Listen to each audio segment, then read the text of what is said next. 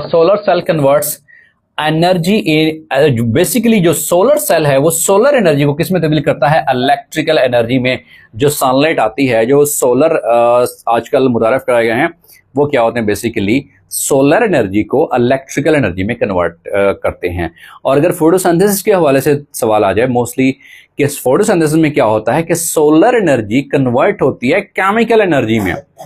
Sunlight, पौधे क्या करते हैं, सूरज की रोशनी की मौजूदगी में क्या तैयार करते हैं, वो ग्लूकोज तैयार करते हैं। तो ये बेसिकली है क्या कि सोलर एनर्जी कन्वर्ट की जाती है किस में, ग्लूकोज क्या है, C6H12O6, ये केमिकल है, वो केमिकल एनर्जी में उसको तब्दील करते हैं, याद रखिएगा जी।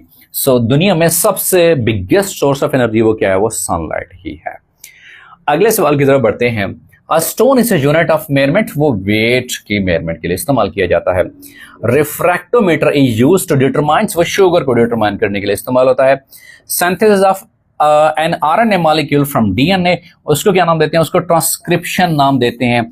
एक्चुअली जो प्रोसेस होता है कि डीएनए से मैसेंजर आरएनए का बनना, मैसेंजर आरएनए, राइबोसोमल आरएनए, तो उसको क्या नाम देते हैं, उसको ट्रांसक्रिप्शन नाम देते हैं, याद रखिएगा जी, उसको ट्रांसक्रिप्शन नाम देते हैं, जैसा कि यहां मेंशन भी है ट्रांसक्रिप्शन।